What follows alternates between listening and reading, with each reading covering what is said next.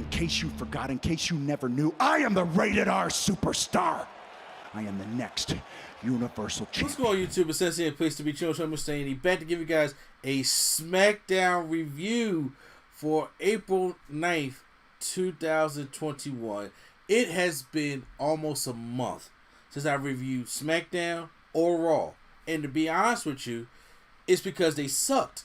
And you guys already knew that. And it's time consuming and it's very stressful to watch stuff that is terrible, especially Raw. Smackdown, sometimes you can bear through it, but for Raw, I just was not getting through it, and by the time I felt like doing it, it was a little bit too late. I had to say, I'm going to take a break from it for a while. I'm really going to take a break from it for a while. And I did. And it needed to happen that way. But since this is the WrestleMania version of Smackdown, I decided we're going to do this. And I should have reviewed Raw for the go-home show, but I was so pissed about the Hurt Business from the previous week, I didn't want to touch Raw. So, but we're here for Smackdown right now. And Smackdown starts off with Daniel Bryan coming out to the ring. Daniel Bryan cuts an awesome promo. First of all, the main event of Night 2 is cutting amazing promos tonight. From Daniel Bryan, Edge, to Roman Reigns. And Daniel Bryan comes out, and then he says, you know, how he has been the B-plus player. Remember that everybody was saying, you know, Daniel Bryan headline the show? No. Can Daniel Bryan return back from injury? No. And also like that, he says, but I only knew the one word,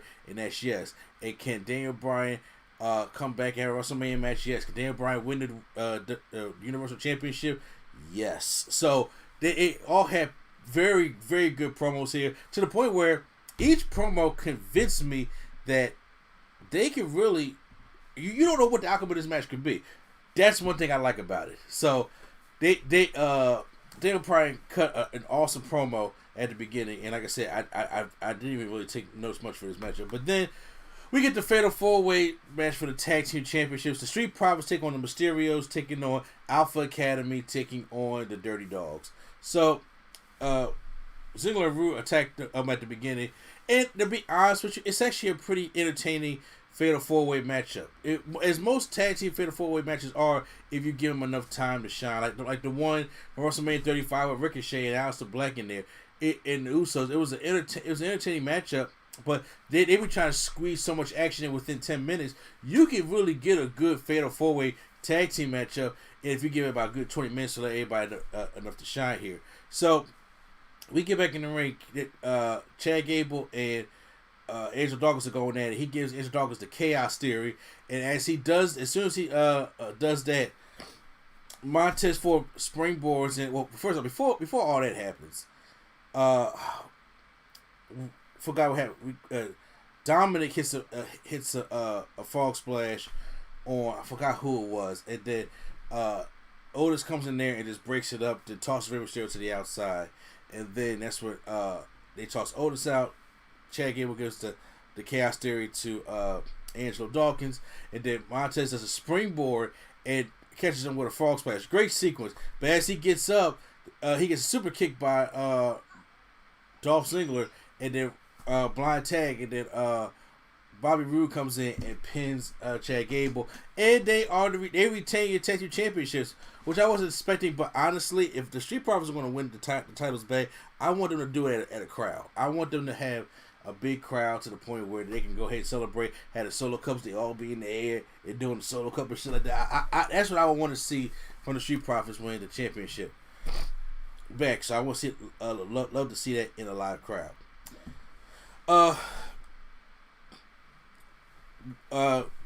We have some backstage stuff with the women about the tag team turmoil.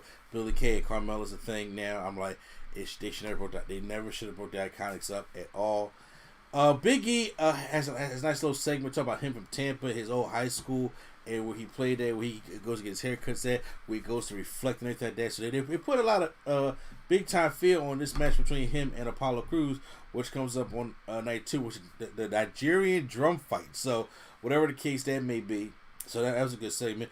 Edge comes out for his promo, and to me, this was the best one out of all the three. Not saying all three suck, but this was the best one out of all three. Edge comes out there, he's very intense, and Edge knows how to do this really great.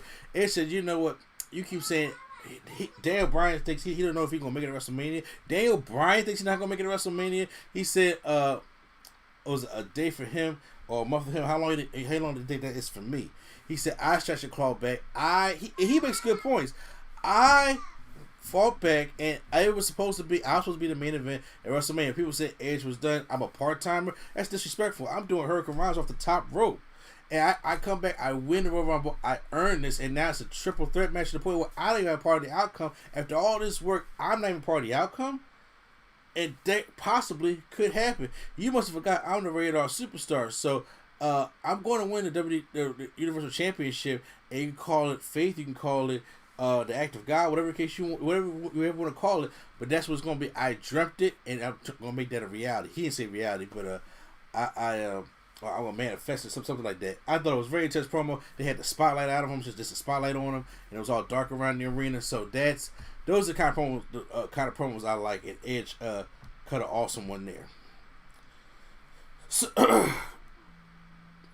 So now it's time for the Andre the Giant Memorial. Well, first of all, we got Nia Jax taking on Tamina, and it was really much of nothing because Shayna Baszler comes in there and stops them, but then all of a sudden the Tide comes back in, they start beating them up. So they got a tag team turmoil matchup, and whoever wins, which will be Natalya and Tamina, is going to face Shayna Baszler and Nia Jax, who will retain.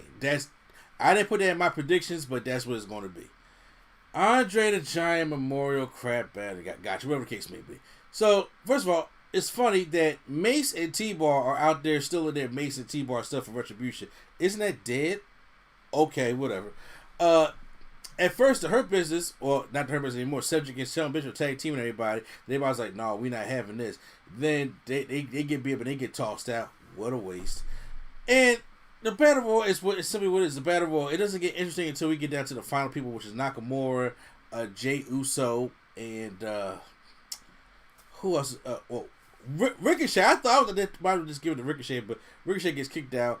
And Jey Uso's about to get Kinshasa, but he throws Shinsuke Nakamura like belly to bellies him over the top rope, and then Jey Uso wins. Good win for Jey Uso. I mean, his name's gonna be on a list of names that don't matter. So I mean, but hey, you know, he gets a win here. I mean, but then he stays there in the ring and waits for Roman Reigns to come back into the ring to give his promo. And Roman Reigns, he has one of the more nonchalant promos to the point it's like, look, y'all understand, y'all talk all this stuff like that. Look, y'all not gonna win. Basically, y'all not going to win the matchup because y'all been talking. Y'all had highlight reel stuff like that for about a month, 2 months. I've been doing this ever since I came back. I have been the head of the table. I've been a tribal chief ever since August.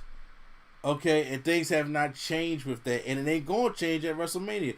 Powerful promo by these guys here. So that was basically SmackDown. It was more so promo and build up to WrestleMania. Oh, we had a Bianca Belair and Sasha Banks promo also, which we now got the news that Bianca Belair and Sasha Banks will be main eventing night 1 at WrestleMania. She will be headlining. They will be the main event, the last match. And yes, I mean, you can look at WrestleMania as a whole, talk about some night 1, night 2, but it's night 1, the main event. Everybody goes home and comes back in for night 2. They get the main event. History's being made again. And yes, we got two women of color, 2 black women at the end of the show, main eventing, while Lashley and McIntyre is going to open up the show, which we already know how that's going to go. Okay, they're going to get you the reaction. The whole thing with her already pissed me off. The less I talk about it, the better. But Bianca Belair, I am happy for Bianca Belair and Sasha Banks. The build has not been that great because they botched the build a lot. It's no fault to Bianca. It ain't no fault to Sasha. It's WWE and the creative department. They botched the booking to this. And the whole thing with Reginald, which is not even part of the storyline anymore, which I thought was who he was going to join Sasha Banks, and now he's still with Nia Jax and Shayna Baszler, was just pointless of even putting him in the storyline in the first place. They wasted so much time with Reginald to the point where everything else kind of just flustered. So what I'm hoping is that this is going to be the main event. You obviously are not going to give the main event no 10 minutes. They need 20 to 25 minutes to tell a damn good story. I hope that they make this match as best as they possibly can because they got to make up for it. Sasha's great. Bianca's great. Now, this is going to be Bianca's first time like, Sasha been here before. Sasha has been in multiple WrestleManias, multiple times. Like, she has done this already, okay? But this is Bianca's first time at a WrestleMania and main event. They put a lot at her right now, and I hope that she'll be able to compose and stuff like that and be able to do the damn thing. Go out there. This ain't magic, y'all. Out there and go do the damn thing. But that was SmackDown, guys. My review for SmackDown is it was a thumbs up show. It was a thumbs up show because I haven't seen it in a while. I don't mind. The Fatal 4-Way tag match was pretty good. That was a giant battle royal. I have cared not about that for the past 3 years. And Jey Uso winning is cool, and having Bianca Belair and Sasha Banks being the main event, and all 3 of those promos and the Big E segment, all stuff like that. All that was great. So I give SmackDown a thumbs up. So this was their WrestleMania pre-show, to say at least, because there's not gonna be no pre-shows tonight or tomorrow. So post your comments down below how you guys feel about SmackDown. Hit the like button if you guys enjoyed my review of it. And make sure you guys join the live stream tonight. Once WrestleMania Night 1 is over, we will be going live to talk about that. We will have me on there, hopefully Q-Flow, hopefully Primetime, who may be at the arena or not. And of course, the casual fans, Swag on Zero on there. Come join the chat, join the talk and everything like that. So once again, this is NC Place to Be. Channel Train Mr. Andy. And the Nerd Coalition is out.